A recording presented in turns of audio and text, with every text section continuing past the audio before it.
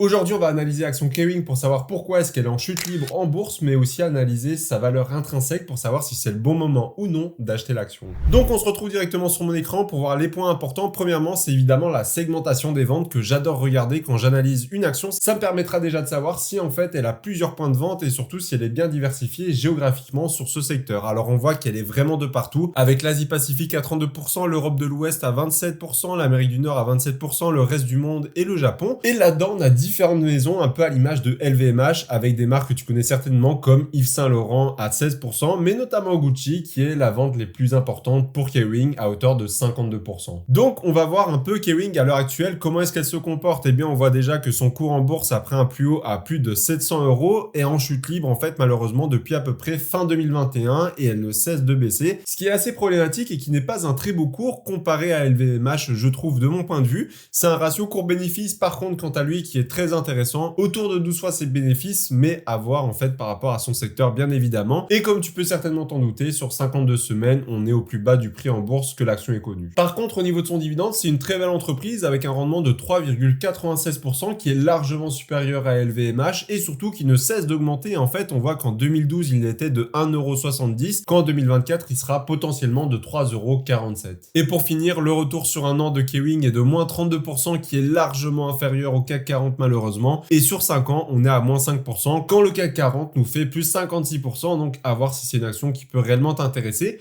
Mais on a vu aussi qu'elle avait beaucoup de potentiel par le passé, donc on va essayer de déterminer si elle peut aller rechercher ses plus hauts historiques dans les années à venir. Parce qu'il ne faut pas oublier, ce n'est pas la seule dans le domaine du luxe en fait à baisser. LVMH a aussi connu de très fortes baisses en l'espace d'un an, donc ça peut être notamment lié parce qu'il faut prendre également en compte l'économie globale, chose que je ne vais pas forcément faire dans cette analyse qui sera plus technique et au niveau aussi de la valeur intrinsèque qui est des maths pures et dures. Donc on va directement commencer avec les 6 indicateurs clés. Premièrement, le free cash flow, la croissance annuelle sur 5 ans, je veux qu'elle soit supérieure à 8% et là on est largement au-dessus avec 18%. On voit qu'elle ne cesse d'augmenter même si la dernière année a quand même subi une forte baisse. Ensuite, on va aller voir le chiffre d'affaires qui est tout aussi important selon moi sur les 5 dernières années. Je veux que ce dernier augmente de plus de 10% par an. On est seulement à 7,4% malheureusement. Donc ça reste assez faible. C'est pas non plus extrêmement dramatique. C'est pas un très gros red flag. Surtout que depuis 2020, il est en constante hausse. Donc à voir si ça va continuer comme ça quand ils annonceront le résultat de 2023 et 2024. Ensuite, sur le free cash flow sur payout ratio, pour m'assurer que le dividende sera encore viable dans les prochaines années, sachant qu'il verse quand même un beau dividende de près de 4% de rendement, c'est pas forcément un dividende facile à tenir pour toutes les entreprises, et ici on est largement en dessous des 70% que je me fixe en limite, on est à 45%, donc là-dessus à mon avis, hormis en 2019 où on a vraiment été chercher quasiment les 90%, c'est très problématique, on a souvent tourné autour des 20, 30, 40%, donc là-dessus aucun souci, et selon moi le dividende pourra être maintenu encore plusieurs années, évidemment, si tout se passe bien. Et ce n'est qu'un indicateur pour mesurer la sécurité du dividende, bien évidemment. Ensuite, on a le free cash flow, mais cette fois par le nombre d'actions. Et bien là, on est encore une fois largement supérieur au 8% minimum que j'attends de croissance de ce dernier. On est même à 9,9% par an. Et on voit, en fait, il ne cesse d'augmenter, surtout en 2019-2020, avec une petite baisse en 2021, mais en 2022, c'est reparti à la hausse. Encore une fois, on devra attendre 2023 pour voir l'annonce des résultats. Au niveau de la dette sur EBITDA, donc là, c'est clairement pour savoir en combien de temps est-ce que l'entreprise pourra rembourser théoriquement sa dette. En fait, eh bien, je veux que ça soit en moins de 3 ans. Et ici, on est en 0,95 ans, entre guillemets, donc quasiment en l'espace d'un an. Et depuis 2018, il n'y a eu aucun moment où on a dépassé les 1,4. Donc là-dessus, on est largement en dessous des 3 que j'ai fixés. Et ça m'étonnerait que l'entreprise à l'avenir dépasse ce chiffre-là, mais il faudra continuer de l'analyser pour en être sûr. Et enfin, l'out-share standing qui est très important pour l'investisseur qui ne veut pas voir ses parts diluées dans le temps. Évidemment, on préférera toujours une entreprise qui rachète ses actions plutôt qu'elle n'en émet. Et bien là, on voit que c'est clairement le cas avec moins 0,43% par an, même si on voit entre 2022 et 2023 une légère hausse. Pour le moment, rien de très inquiétant, à voir si en 2024-2025 cette hausse continue, auquel cas ça pourrait poser souci à certains investisseurs, mais à l'heure actuelle, les chiffres sont très encourageants sur ce domaine. Donc finalement, la qualité de l'action Kering est plutôt positive, surtout sur les gros indicateurs principaux. J'ai pas été en détail non plus dans tous les indicateurs qui existent, mais sur les 6 qui me semblent essentiels, il n'y en a qu'un qui est dans le rouge, et c'est pas un très gros red flag, hein.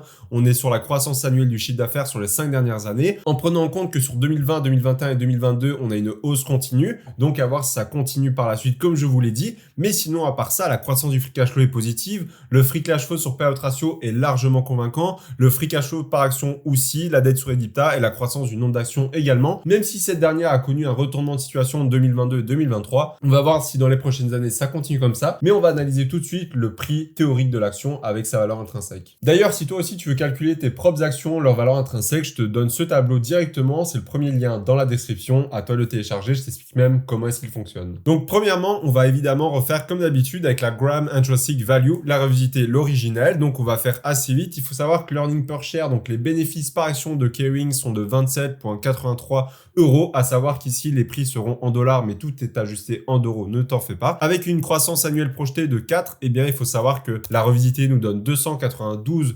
€, quand l'action vaut actuellement 350,50 € et la Graham Intrinsic Value classique entre guillemets va nous donner 436 €, donc largement au-dessus du prix actuel avec une moyenne de ces deux indicateurs à 364 €, donc légèrement au-dessous du prix à laquelle s'échange l'action à l'heure actuelle. Ensuite, on va directement passer au discounted free cash flow où on va se baser en fait simplement sur le free cash flow depuis 2009. Ici, il n'a été disponible que depuis 2011. On voit ici avec une croissance estimée de 4% qui est largement réalisable. J'étais même très pessimiste sur le coup, mais c'est vraiment pour te donner des chiffres plutôt axés en fait sur le pessimisme que l'optimisme, parce qu'on sait en bourse et en investissement, il faut toujours prévoir le pire que prévoir le meilleur malheureusement. Mais au moins, ça nous donnera déjà une base sur laquelle se reposer. Le prix de l'action nous donnerait 475 €, donc largement au-dessus encore une fois des 350 € auxquels l'action s'échange à l'heure actuelle. L'avant-dernier indicateur n'est autre que l'action à dividende, donc par rapport en fait à ce dernier, on voit qu'en 2018 il était de 6 €, de 10,50 € en 2019, de 8 € en 2020, etc.,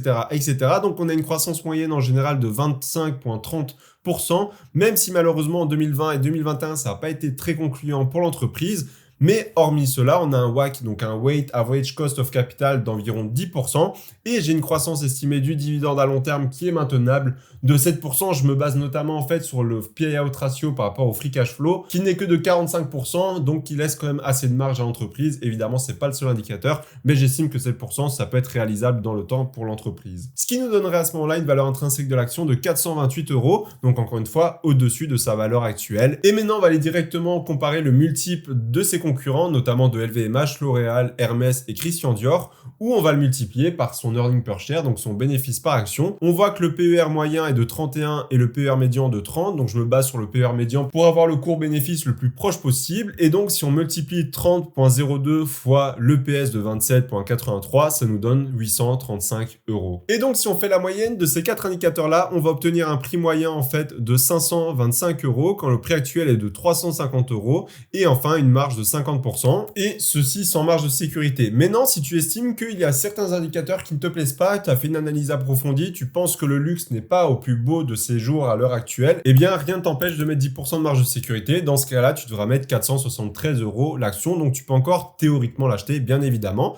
Et si tu veux prendre le moins de risque possible, mettre carrément 20% de marge de sécurité. Et dans ce cas-là, 420 € sera le prix maximum à laquelle tu peux te permettre d'acheter l'action. Évidemment, ce n'est qu'une valeur intrinsèque brute par rapport en fait à des maths. Il faut savoir que je n'ai pas pris en compte l'économie à l'heure actuelle, l'aspect dans lequel évolue aussi Kering. LVMH est en train de chuter en bourse, ce n'est pas la seule, donc à voir si avec le temps, ça ne pourrait pas être un bon point d'entrée. Évidemment, personne ne le sait, je ne prédis pas le futur. À toi de voir si, selon toi, ça peut être le bon moment d'acheter ou non en fonction de mon analyse et de ton analyse un peu plus poussée. D'ailleurs, je t'analyse également l'action LVMH, à la fois sa qualité et sa valeur intrinsèque. Je te la mets juste ici. On se retrouve juste derrière. À tout de suite.